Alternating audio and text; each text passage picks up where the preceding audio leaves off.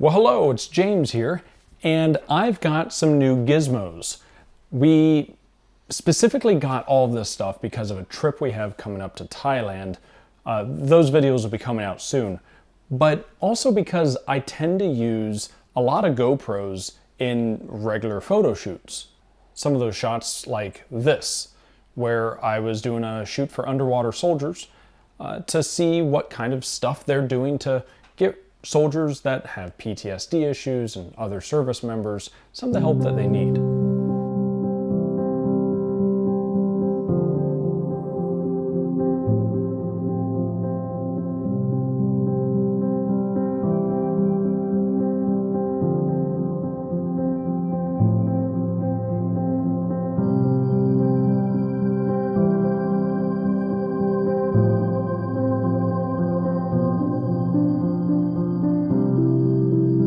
I used that same GoPro when Megan and I went to scuba dive the frigid Montana waters of Flathead Lake.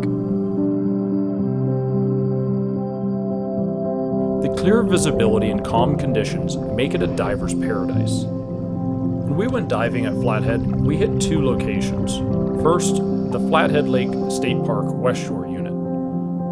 Across from there is Goose Island, a glacial rock outcropping with hundreds of fish and amazing underwater boulders to explore. Across the lake in Blue Bay, stunning clear waters hide what many people don't know are there. There's several sunken boats right on the floor, specifically placed there to help provide housing for fish and a place for divers to explore. While the surface temperature of the water is quite a bit warmer, when you hit the thermoclines, it easily gets down into the 50-degree range. Despite the depth, the clear water allowed a lot of light to still come through. There's many places that we didn't explore though, including Somers Bay, which is known for a sunken ship and the old Somers Mill fire, much of which ended up underwater. Oddly enough, as the seasons progress, diving doesn't stop. While you obviously need a pretty thick wetsuit to make this work, it is an amazing experience and one that can only be found in Montana. Now, that was done with an older version of a GoPro. It was a GoPro Hero 10.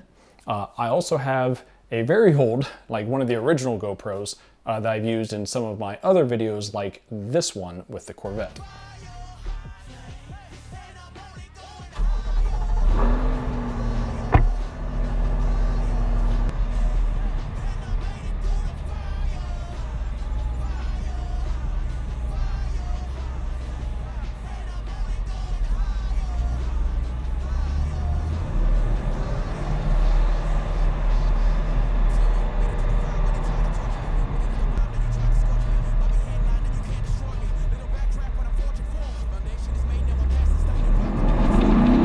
And no explosive heat or a bomb component will just throw me still on top. Through the fire, and I'll always be surviving. Can't take my heart away, that's keeping me alive. I keep that heat around me, that is for my rivals. You try to take my love away, but I made it through the fire.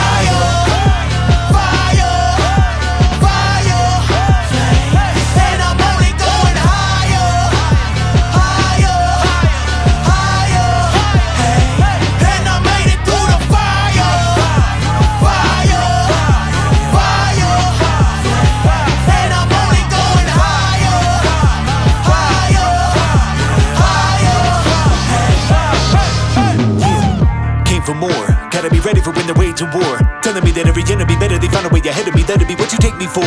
They don't wanna hear about it, they ignore. If I'm walking by the fire, then I bring a storm. Living with the thought, you doing the form. I was but a kid wearing that uniform. Think about it. Fire, and I'll always be surviving. Can't take my heart away, that's keeping me alive. I keep that heat around me, that is for my rivals. Who try to take my love away, but I made it through the fire.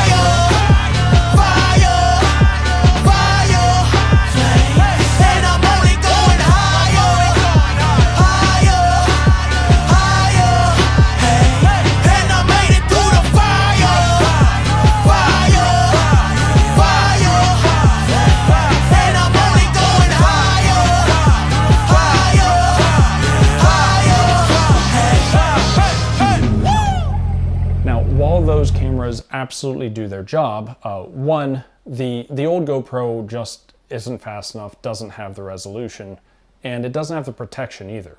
And the newer GoPro, well, that doesn't belong to me, but this one does. So we have a few other alternatives. We've used our cell phones quite a bit, and those are water resistant, so they can help a little bit.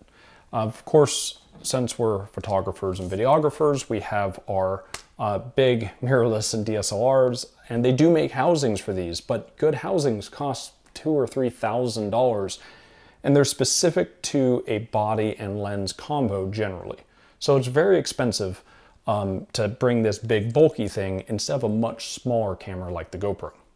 The other cool thing about this new one is that now it accepts various lenses. Now, I'm not going to go into that. There's tons of other videos that explain every single one of the lenses. I just want you to see the equipment that we have so you kind of understand behind the scenes how we're doing some of the cinematography that we are, including things with simple cameras like GoPros, which are very capable.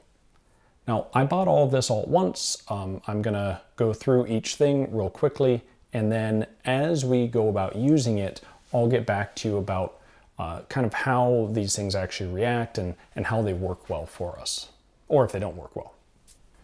Okay, going through the simple things first, we have memory cards. This is a SanDisk Extreme.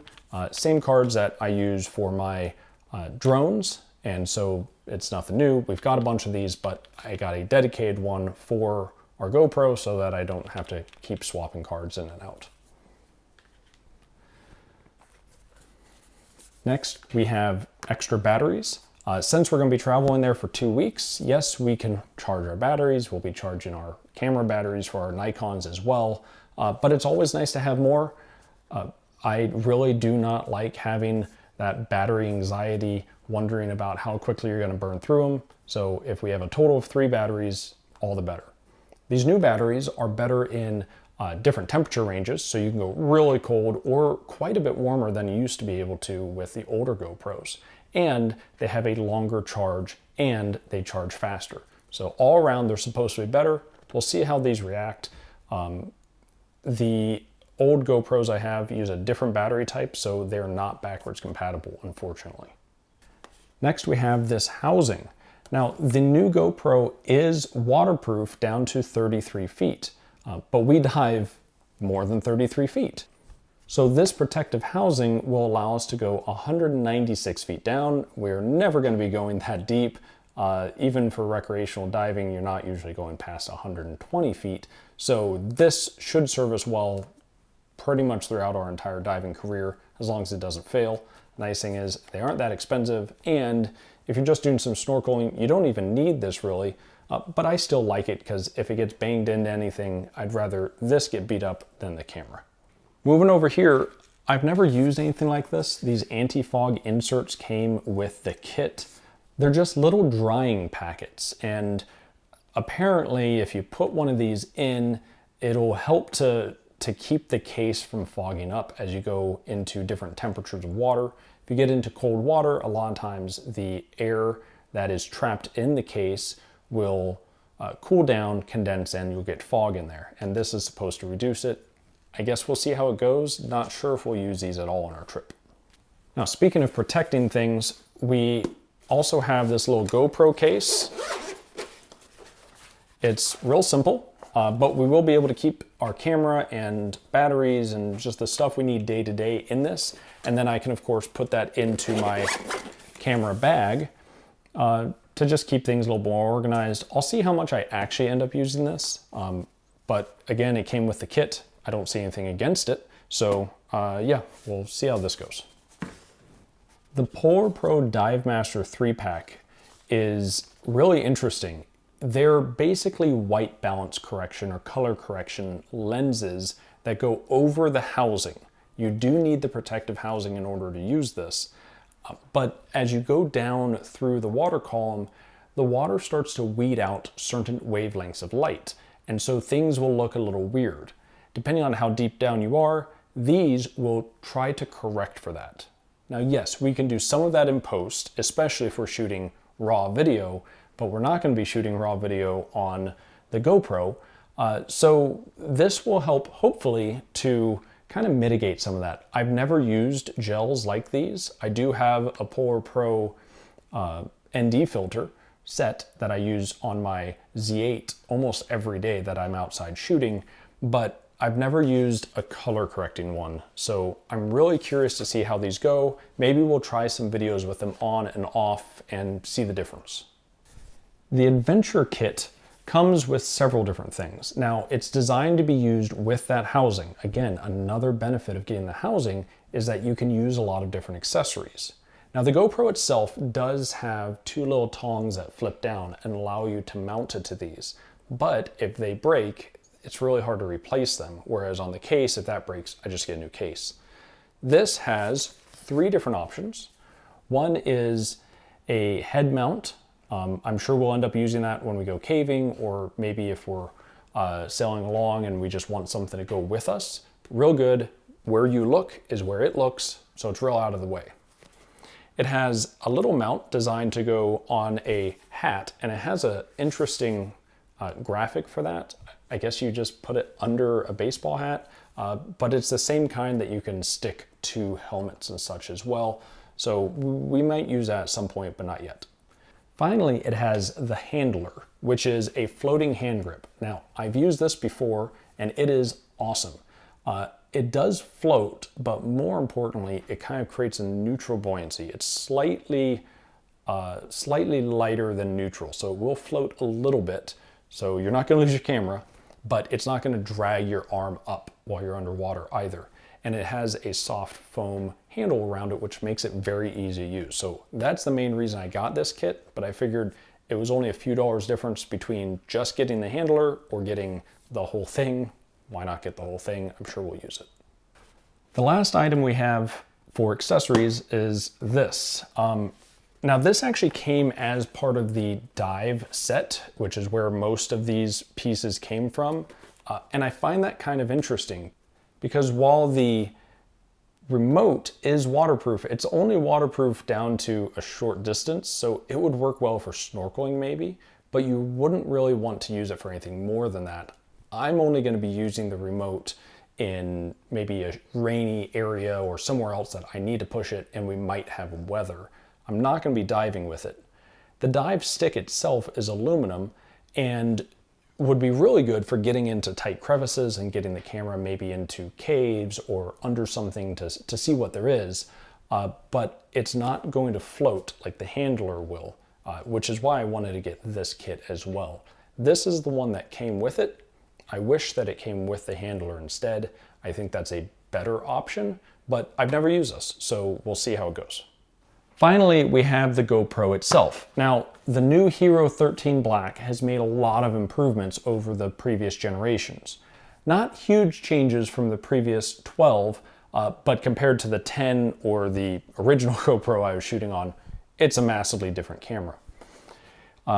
We'll go into a full review of every one of these as we get to actually use them, but needless to say, we're very excited about this. It'll let us see what we're shooting at from the front of the camera, from behind the camera. It does stills up to 4K and I believe 5.2K video, 5.3K, sorry.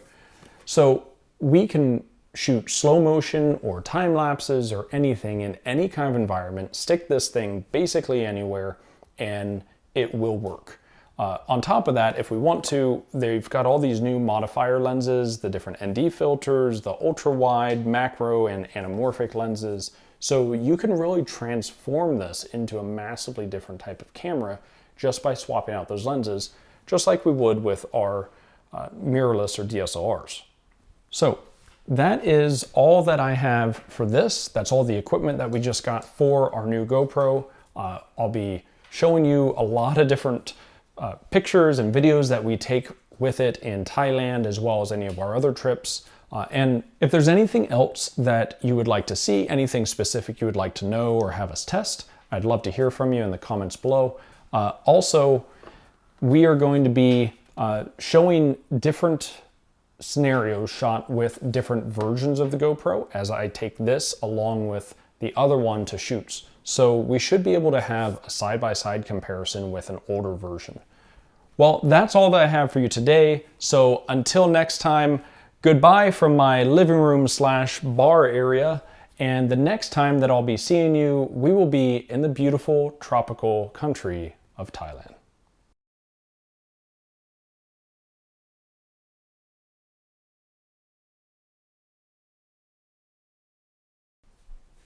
Huh?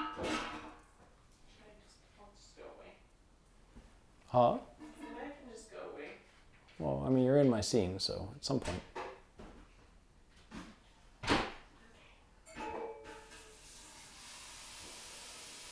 This will be in the bloopers. Put it at the end. Yeah. Megan, everyone.